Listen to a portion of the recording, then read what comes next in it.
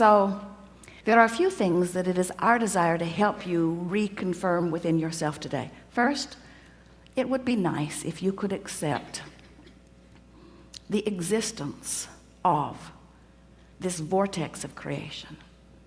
And it would be even nicer if you could see it as we see it, as your present tense of creation. So that when your friend says to you, I don't see any improvement in your life, you can stand firmly inside your vortex of creation and say, that's because it's not visible to those who are outside the vortex. And they will say, have you seen a doctor lately? And you will say there are no doctors in the vortex of creation.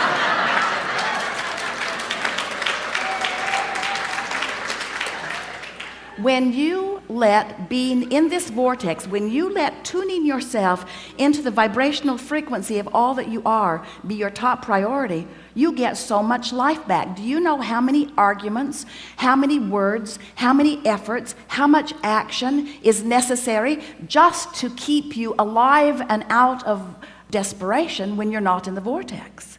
In other words, it's a big effort to live this life when you're counting on your words and your action and your effort to make it happen. It's interesting. You could just have a conversation with one very well-meaning mother about her child that she adores more than life itself, and listen to all of the gyrations that she is going through in order to sort of kind of understand what's going on with her little boy and put it in the proper perspective, when really all she needs to do is step away from whatever's bothering him and away from whatever's bothering her and focus upon something that gives her access to the vortex, and from inside the vortex everything's clear. You cannot lead from behind. And if you are not in the vortex, then you have nothing to give anyone. Sometimes people say, Abraham, it seems like you teach selfishness. And we say, we really, really, really, really do. Because selfishness, let's define it. Selfishness means vibrational alignment with self.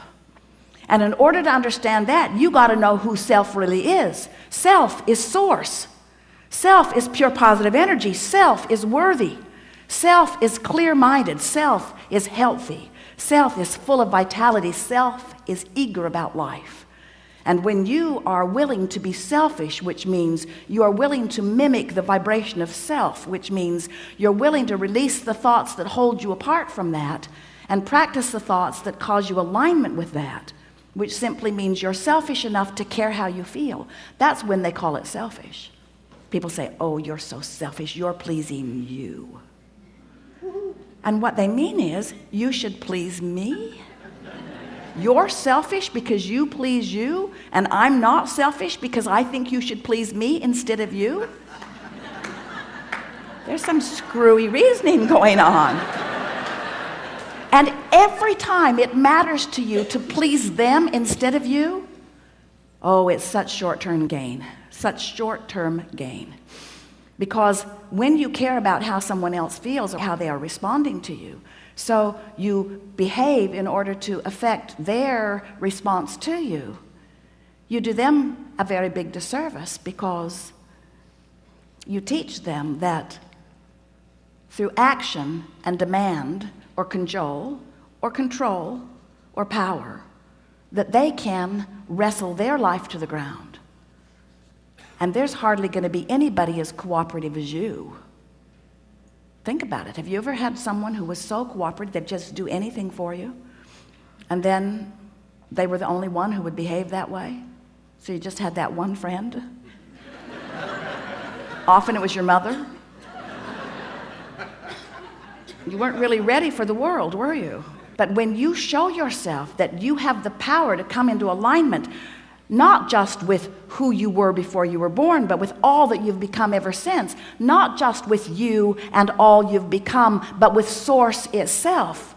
When you show yourself that by being selfish, which means by reaching for the best feeling thought you can find on whatever subject is active, when you care about being in the vortex, you care about being in concert with the energy that creates worlds. And one who's in the vortex, one who's in alignment with that energy, is more powerful than millions who are not. It's such an interesting thing to watch what goes on in your planet, because you are so good at step one. Most of you have made such a career out of step one.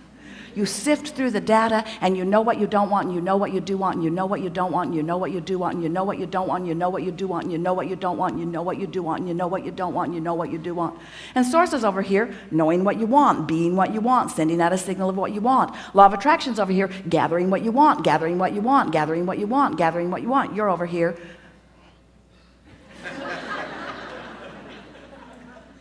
That's creating by default. That's going where the wind blows. That's complaining about whatever they're complaining about and feeling about whatever's happening. But when you decide that you're going to take control of your relationship to who you really are, when you decide that you're going to tend to this gap between you, wherever you are on whatever subject you're experiencing, and who you really are and what you know about the same, now life is going to take a new form and shape for you. You're going to feel exhilarated. You're going to feel satisfaction. Those who are watching you will see you as someone who seems to create tremendously with ease. Those who are watching you, especially those who don't really understand the power of this vortex and the power of your deliberate alignment with it, they'll call you lucky. Many times they'll be jealous of you, because they'll watch your fortunes amass and your funds surround you, and they'll watch you in satisfying life experience. And when they say to you, "What do you know that I don't know?" the only thing that you can say to them that is of any real value to them is, "I figured out my relationship with me, and I'm constantly aware of my vibrational relationship to who I really am and what I really want. And I guide every thought I can to mesh with the wholeness that I am." I've become a deliberate thinker. I no longer create by default. I think on purpose, I speak on purpose, I act on purpose, and I don't do any of it unless I'm in the vortex. What do you mean? What's a vortex? What do you mean? What is a vortex? A vortex is a vibrational state of being that is the precursor of all positive motion forward of all that is. It's like encapsulated, condensed, straight up source. It's pure positive energy. It's the holding tank. It's the anchor. It's the touchstone. It's the place where all dreams and wishes and hopes are held until we find vibrational alignment with them. It's the eternal pool of well-being to which each of us have added mightily along the path of our physical experience. So this vortex, it is a reality even though you can't see it, but you can feel it. You know how your dog hears things you can't hear and smells things you don't want to smell? Because your dog has more acute sensitivity to sound than you do. Sound is just vibration, and hearing is just translating it. Smelling is just translating vibration. This vortex is something that while you can't see it, and while you may not be able to hear it, when you get in the vicinity of it, you can feel the deliciousness of it.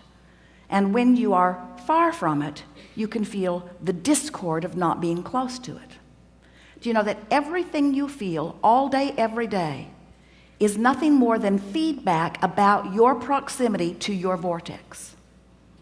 So when you feel really ornery, you're vibrationally speaking not near your vortex. When you feel hopeful, you're right on the brink of it. In fact, this door to the vortex, this imaginary door in Abraham's fairy tale of the vortex, this vibrational entry point is somewhere between hope and belief. So when you feel hopeful about something, you're so in the vicinity that you'll be called in, you'll be swept in. Law of attraction will take you in. Law of attraction will take you in when there is not enough resistance to hold you out. How's that? If you weren't doing that thing you do that holds you apart from your vortex would take you in every time. When you slumber, in you go.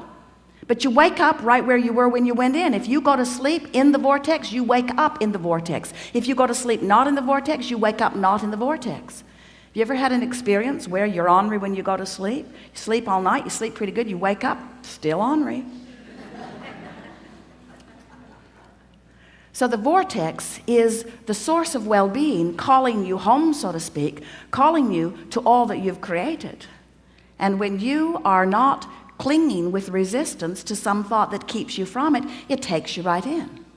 So really, when we say we want you to get into the vortex, what we really mean, a much more accurate way of saying it is, we want you to stop doing that thing you do that keeps the vortex from taking you in easily. Oh, you're going, you're just not going willingly sometimes. In other words, when you croak, in you go. So wonderful to watch you die.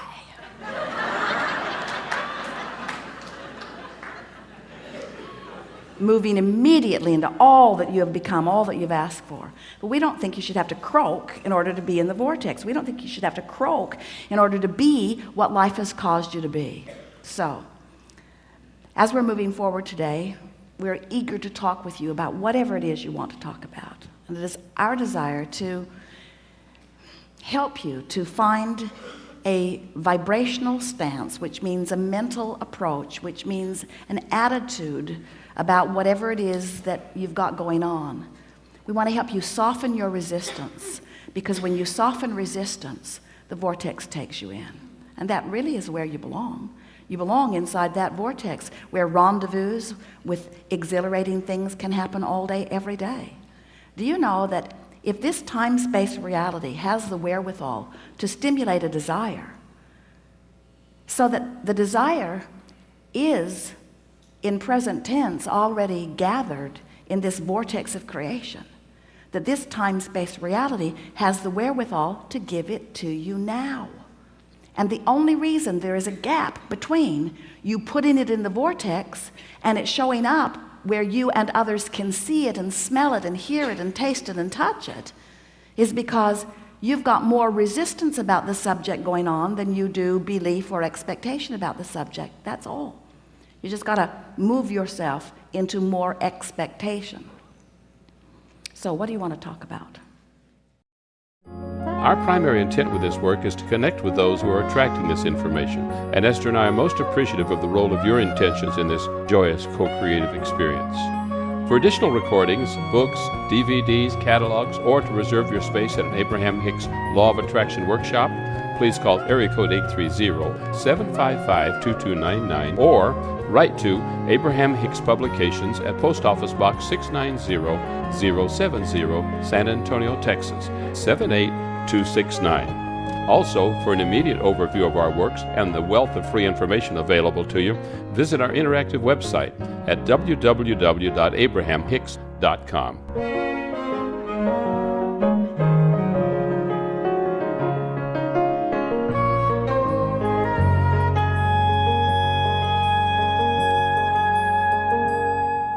All Abraham materials are copyrighted by Jerry and Esther Hicks.